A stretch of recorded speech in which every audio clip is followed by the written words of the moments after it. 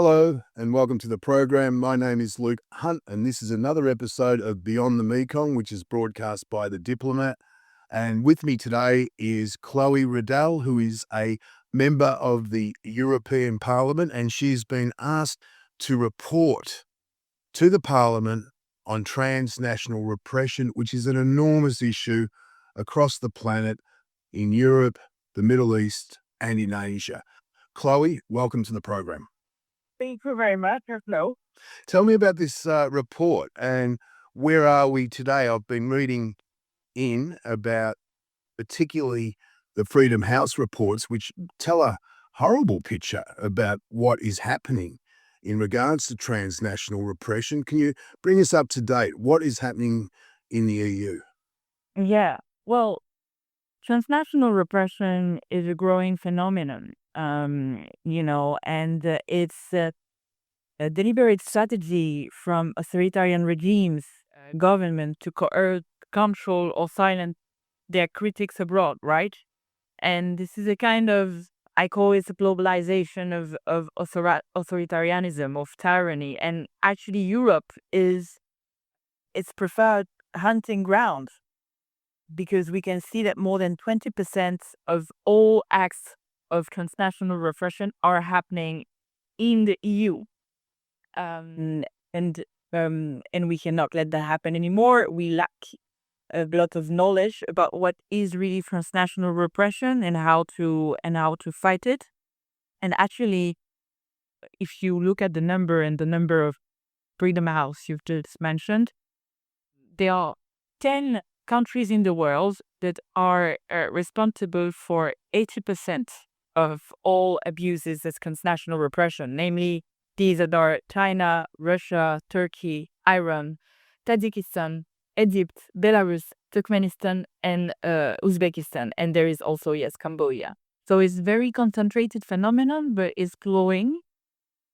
And it is, in our sovereignty first, matter of security, and it is in our democratic interest, to be able to protect those who are taking asylum, who are living in Europe, but still are being pursued by their original regime. And we need to act because we cannot, stand anymore then that those authoritarian regime come to our streets and just threaten individuals like that. So yeah, in this report, I give first a definition of what transnational repression is because there was no definition whatsoever in the European law or international law. Right. And I try to describe the phenomenon and way to fight it. Right. Now, we've seen this happen in Southeast Asia for quite some time. And there was the forced repatriation of Uyghurs back to China out of Thailand, which was quite nasty in February.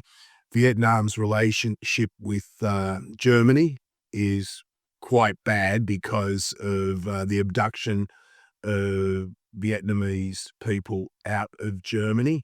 It has been going on for quite some time, and I think in your press statements and in other reports, it's been mentioned that Canada, UK, Australia, these countries are actually ahead of the game in terms of defining transnational repression, but the EU has to catch up.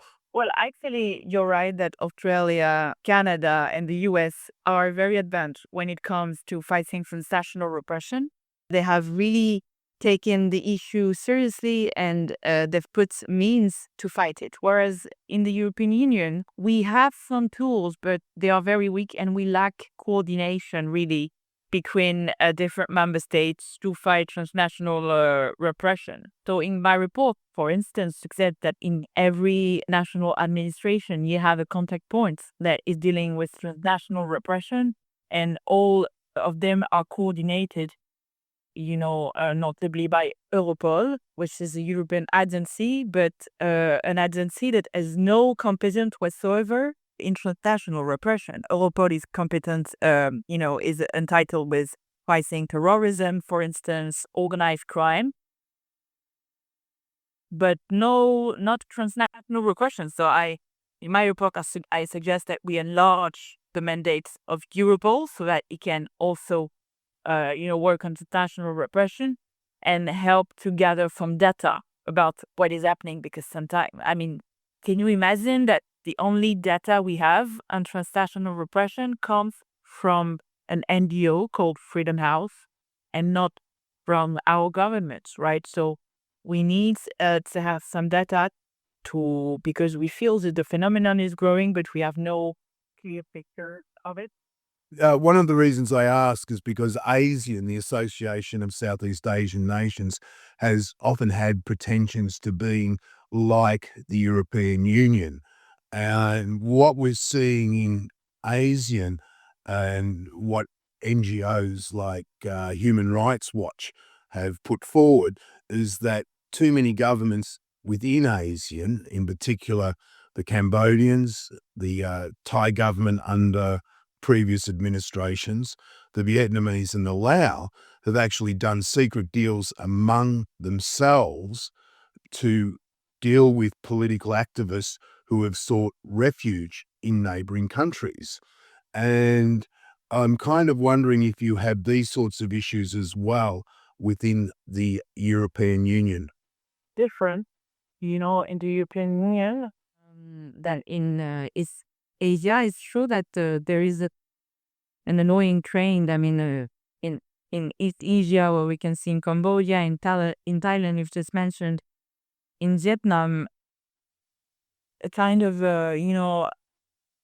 tendent to not protect foreign people who seek asylum and refuge in their countries. They are under a lot of pressure because they are also from China, which is their biggest neighbors and one of the biggest perpetrators of transnational repression all around the world. I think that China accounts for 20% of all acts of transnational repression alone. So it's very, huge.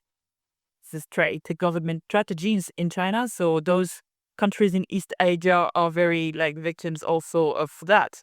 But we need to say that we refuse kind of repression that takes many different forms. You have transnational repression beyond borders can target human rights defenders, journalists, Gapara communities, political opponents, and states are the main perpetrators, but they often rely on what we call proxies, such as private companies, criminal networks, or diaspora collaborators. And you have a lot of tactics that include physical threats, enforced disappearance, assassination, of course, poisoning, forced repatriation, as we've seen with Uyghurs from Top Island. Your extradition requests also, and the abuse of Interpol red notices for political motives. It is a very serious threat in Europe. For instance, in Europe, you have from Tajikistan more than 200 Interpol red notices that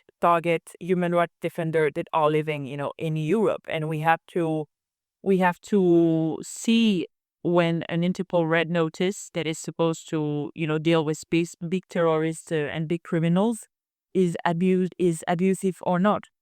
And in my report, I suggest that Europol have a say on that and can assess the abusive nature or not of Interpol red notices, because currently states in the EU are doing whatever they want. And we had the recent case with Paul Watson. Maybe you know him. So he's a very famous whale defender, right?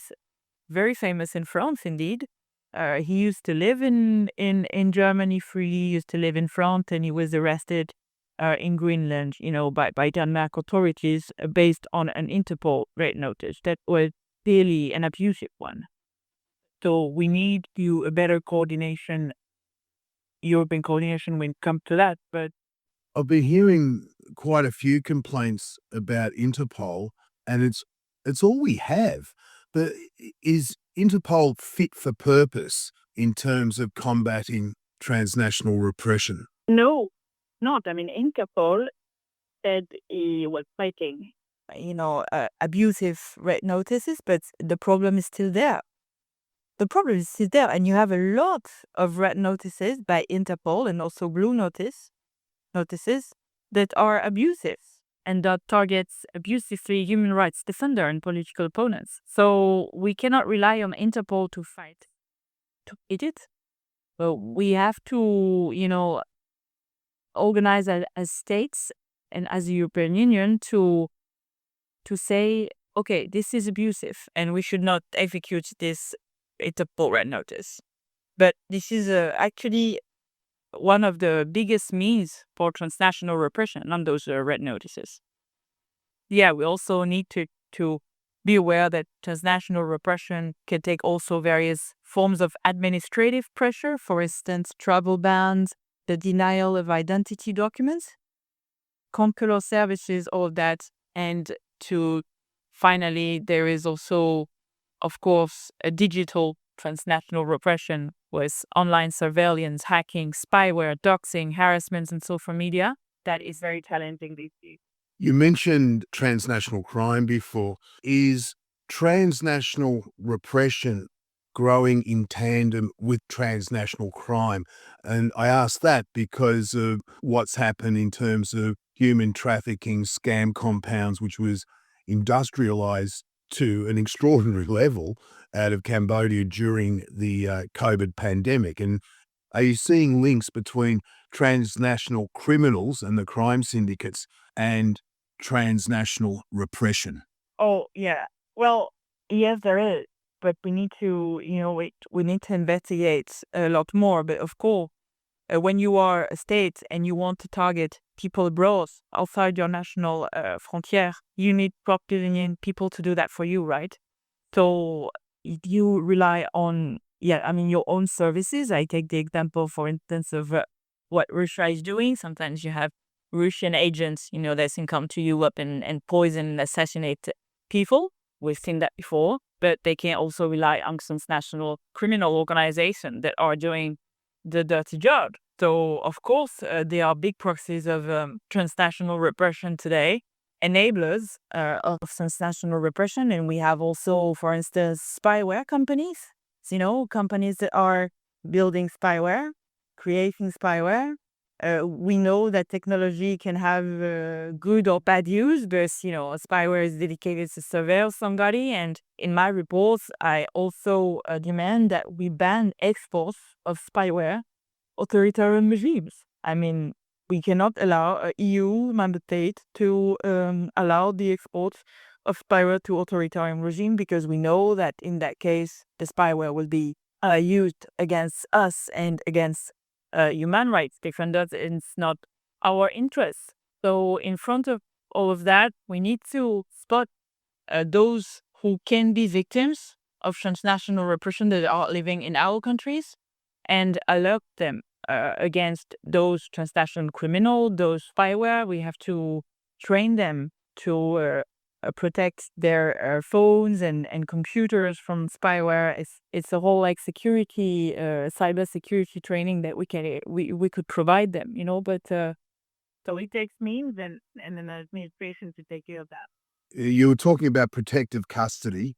It's an extraordinary move, though, to have a part of your community that needs to be trained up in this kind of hardware, software, in order to protect them from outside forces. Sure, I mean, but it is necessary. But because, Mm. for instance, sometimes you have human rights defenders that are being surveilled, that are being followed, but they don't know that. Okay, so they need a police service to say, hey, you are being surveilled, by your country of origin. This can be dangerous for you. In the course of my report and the work I have done, I've met with various human rights defenders that are, refugees in Europe. And for instance, I've met with the Russian diaspora and a man called Ilya Yetin, who is a very famous Russian opponent. He used to be good friend of Boris Nemtsov, who was assassinated by Putin back in 2015. And he just went out of prison in Russia because he criticized the war in Ukraine. So he was in jail for 2 years in Russia, and he was freed by an exchange of prisoner between Russia and Germany, I think, and now he lives in Germany, right? And this guy is very important figure of Russian opposition living in Europe. And he also worked with a bunch of journalists because you have to know that 90 newspapers from Russia are now operating from Europe so that they can still be free, and speak to Russian people freely. So it is in our deep interest to protect those people and allow them to do their work. And Ilya, I mean, is told, is surveilled, okay? He needs the protection of German police, and that German police can help him know if there is any spyware on his phone, because those things are invisible, okay? But they can clean all your conversations, emails, and stuff. So, yeah, challenging because with the new digital tools today, you can really do a lot from far away and control and try to coerce and silence political opposition and democratic leaders. Yeah, it's quite remarkable. I was up on the Thai Myanmar border recently, where the Thais have initiated a crackdown on the scam compounds and the human trafficking. And the stories I have out of there in regards to the technology that these transnational crime syndicates have, they're absolutely extraordinary. And I think perhaps the strangest sight was when the Thais cut the internet connection. The crime syndicates ordered en masse Elon Musk's Starlink system so they could carry on their work, and they were just buying them en masse from department stores in Bangkok. It's kind of, at one end you have the extraordinary tools of the trade, and at the other end they're buying them from ordinary supermarkets where they can carry out their work, for want of a better word. Yeah, cool. I mean, this is why we need to evaluate this phenomenon and to regulate this market of spyware and all digital enablers of digital transnational repression. You have artificial intelligence that is now also a new tool for making videos to harass, to dox, especially women as well, with pornographic content, being spread about them. So we need to hold the social media platform accountable as well, because they are today enablers de facto of transnational repression, and they are not doing enough to fight it. Right. So in Europe, we have the tool called the Digital Services Act, and we need to enforce it properly. Right. So, and that means Mark Zuckerberg, Facebook, Instagram, these sorts of platforms that everyday people use. Is it possible that the EU could in future take into account transnational repression when negotiating, say, a free trade agreement when it comes to diplomacy with other countries? The Vietnamese abduction of Trinh Xuan Thanh, the Vietnamese dissident who was living in Germany, has sunk relations between the two to a very low level. And I'm wondering if the sort of like the globalized world that followed the end of the Cold War is well and truly over, but could we be looking at a much harder attitude towards authoritarian regimes going forward? Sure. The EU need to really put forward transnational repression as a key concern and to mention it in every dialogue it has with some countries. This is a key priority in my report. We have a human rights dialogue, for instance. We have dialogues and we sign trade agreements with a lot of countries in the world, and we need to make transnational repression a specific content and include it in the clause we put on human rights in our agreements. We should also enlarge the EU sanctioned mechanism so that it includes transnational repression as well, so that we can put forward sanctions on the basis, of transnational repression and sanction governments that are, engaging in that. Right. Is there a sense in the EU that it must take the lead on this? I'm hearing from many quarters that the arrival of Donald Trump too in the White House, and we all know what's happened over the past 4 or 5 months, that people, pro-democracy activists, journalists, given the closure of VOA and its affiliates in Europe, and rights activists of all stripes are looking to the EU and Australia and Canada and the UK for their inspiration. Is there a sense of urgency in the EU that they have to get on with this now, given that no one expects too much help to be coming from the Americans? That's for sure, and we do it we do it now as well because we can see that there is a growing trend of authoritarianism around the world, and we have to. I mean, we have to protect our democracies, our values, and all the people who fight for democracy around the world, whatever they come from. And transnational repression actually seek to silence those people. It is in our interest to protect. So I think there is, yeah, the prise de conscience, and a weapon to awareness about transnational repression. It was discussed in the recent G7 meetings, and the U.S. actually before Trump, but was very advanced when it comes to fight transnational repression. FBI had a special unit, and all was very, they were very sharp and had a coordinated action through also the embassy throughout the world. So we need to take that as an inspiration to better structure ourselves. We have also European representation throughout the world, delegation, we call them. And in each of them, we should have, at least the delegation that are located in the countries that are transnational repression perpetrators, to have, someone responsible for transnational repression to collect data and to protect human rights defender. Yeah.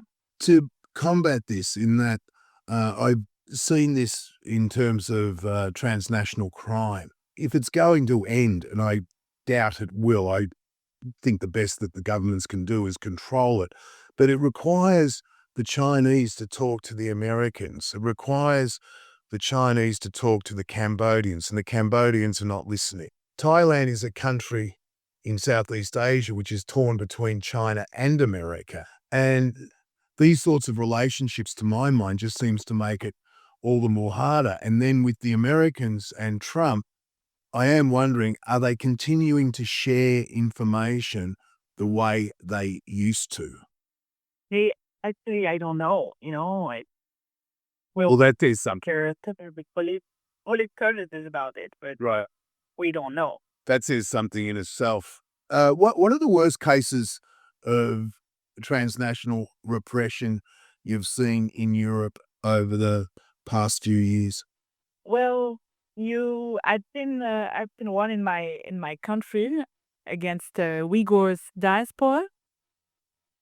A girl called Gubila Jalilova. She was a survivor of concentration camps in China, Uyghur concentration camps. And last year, he was in her apartment in Paris, and there was a gathering of Chinese men dressed in black in her in her building, waiting for her, and in front of her apartment, wanted to kidnap her. So this is an example. We've seen also in September 2016, for instance, some Iranian activists called Mehdi Khosravi that stepped off a plane in Rome and was brought into prison on the basis of a politically motivated couple noted by Iran, executed by Italy, so things can happen. You have a lot of cases also of people from Algeria after the Iraq, the citizen revolution that was happening in Algeria, that was then taking refuge to Europe, and that were forced, deported back to Algeria and imprisoned there. So it was by Spain, who sent them back to Algeria. So there are a lot of cases, and we could mention poisoning of people by Russia, even killing. So Yeah. I do wonder, the poisoning of Litvinenko all those years ago in London by the Russians, that the response wasn't harsh enough. I mean, London was nuked by Russia. twice, I think. And I look back, and the response from the government of the day was very weak. Do you think we're paying for those sins now, in that these governments have been emboldened by their perceived successes of the past? They've found the means to do whatever they want in Europe because they have, for instance, China. We have big trade relations with them. So China is always balancing human rights with those trade relations, and this is why we have to de-risk our economy from China. I don't know if it's good English to say that. No, you're quite right. It's a similar issue out there. We are being blackmailed, by those regimes. So we need to be aware of that. And I mean, with Iran, of course, it's a big problem. Iran is kidnapping a lot of our European national that are taking hostage, by Iran as a mean yeah, of blackmailing as well. We have, of course, Russia. But we have to be aware that now, I mean, this is a kind of hybrid war, against Europe and its values. So we have to fight it. Yeah. It's a difficult one. You mentioned a Ukrainian dissident before. I am wondering about the broader Ukrainian diaspora in Europe and how they are faring against the Russians, given that it's all shared borders. Yeah, it's true that we have millions of Ukrainian refugees in Europe, and that that they can be victims of transnational repression from either Russia or Belarus. We have also, as I said before, political opponents from Russia here in Europe. I was talking about Iya Yashin, but he's not the only one. Mm-hmm. And actually, when you know that Putin is trying to do he's doing some propaganda against his own people. There is no free press anymore in Russia. We know it. And there is a kind of war for the control of minds, in Russia. And Putin had understood before many others that the control of spirits and minds was key. And one of the tools we have as Europeans to fight this mind control war to ensure that Russian people still have access to free press and free information.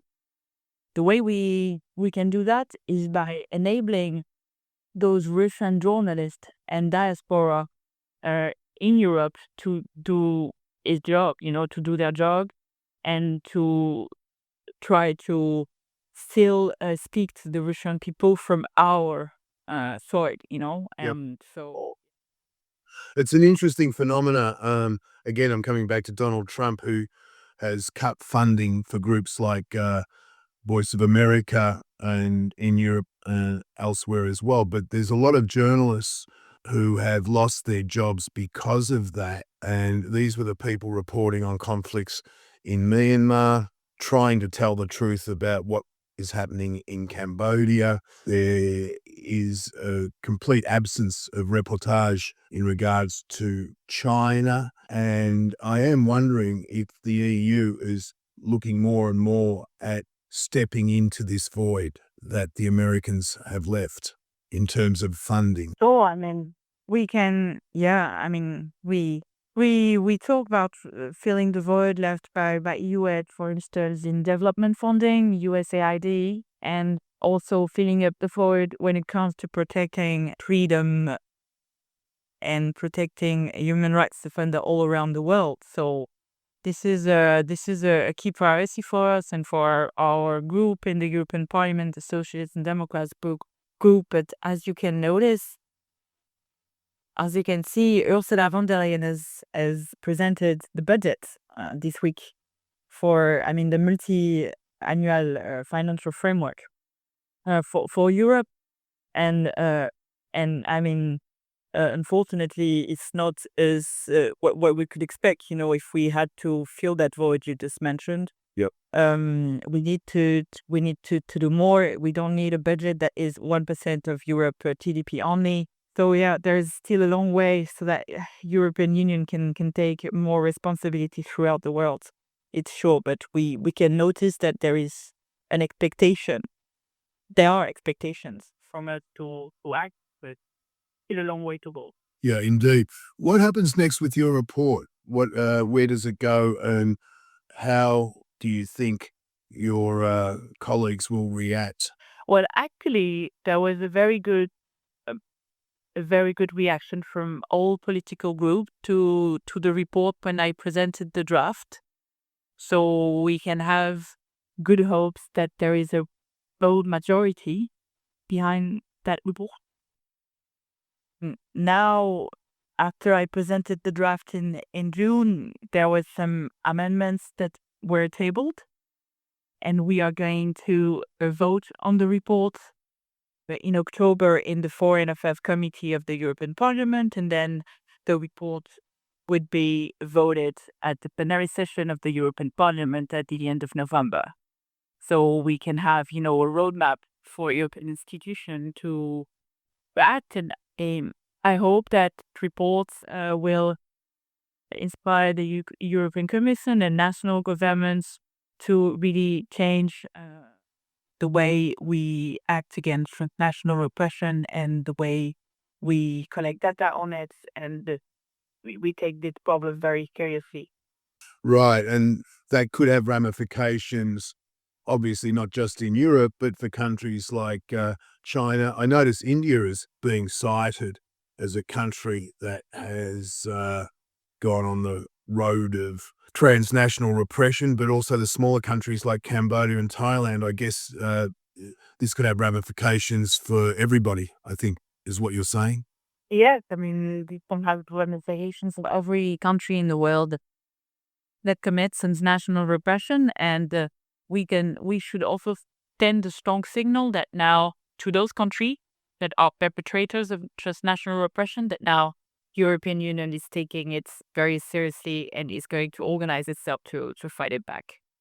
And on that note, Chloe Riddell, thank you very much. It's been a delightful chat. Thank you very much to you. It's been a pleasure for me too. And thank you for your interest in this very important topic.